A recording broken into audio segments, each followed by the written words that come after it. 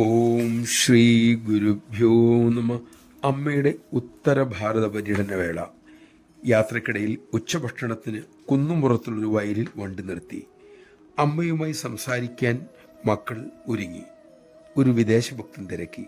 അമ്മേ, ഒരു കടുത്ത ആഗ്രഹമുണ്ടായാൽ അതിനോടുള്ള നമ്മുടെ മനോഭാവം എന്തായിരിക്കണം? അമ്മ പറഞ്ഞു, മക്കളെ, ആഗ്രഹം അടക്കി വെച്ചാൽ അത് അതിശക്തമായി വീണ്ടും വരും. നീ 2-3 പ്രാവശ്യം അനുഭവിച്ചാലോ കുറെ കഴിഞ്ഞാൽ വീണ്ടും അതേ ആഗ്രഹം ഉദിക്കും. അതായത് ആഗ്രഹ പൂർത്തീകരണത്തോടെ തൃപ്തി ഉണ്ടാകില്ല. ശാരീരിക താല്പര്യമാണെങ്കിൽ 100-ാം വയസ്സിലും മാറില്ല. വിവാഹം കഴിച്ചാലും അവനോ അവൾക്കോ മറ്റുള്ളവരോട് ആകർഷണം തോന്നിയേക്കാം.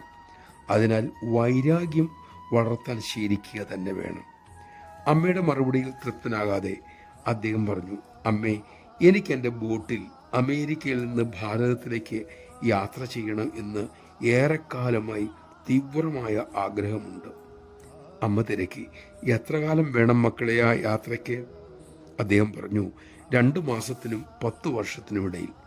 അമ്മ പൊട്ടിച്ചിരിച്ചുകൊണ്ട് തിരക്കി, ഇതിനു മുമ്പ് ആരെങ്കിലും അങ്ങനെ യാത്ര ചെയ്തിട്ടുണ്ടോ? അമ്മേ, പലരും യാത്ര ചെയ്തിട്ടുണ്ട്. 20 വർഷമായി എനിക്ക് കടലുമായി നല്ല ബന്ധവുമുണ്ട്.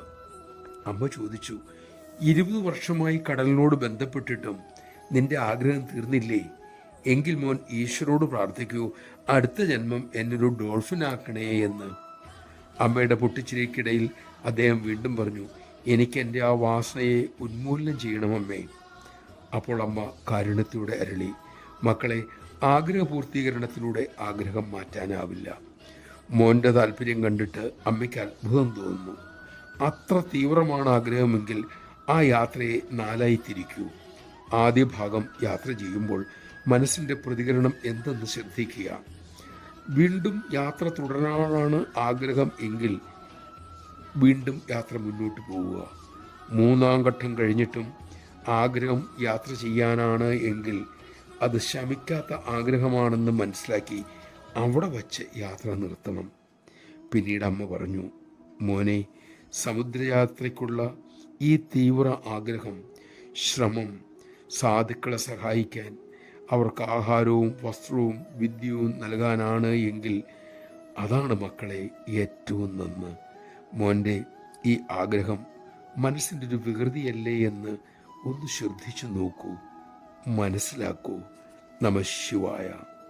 സ്വാഭാവികമായ ആവശ്യങ്ങളെ, ആഗ്രഹങ്ങളെ മാത്രം അനുഭവിക്കുക. വസ്ത്രം, ആഹാരം, ഉറക്കം, വിദ്യാഭ്യാസം തുടങ്ങിയവ, ആവശ്യമില്ലാത്ത ആഗ്രഹങ്ങളോട് വിട പറയുക.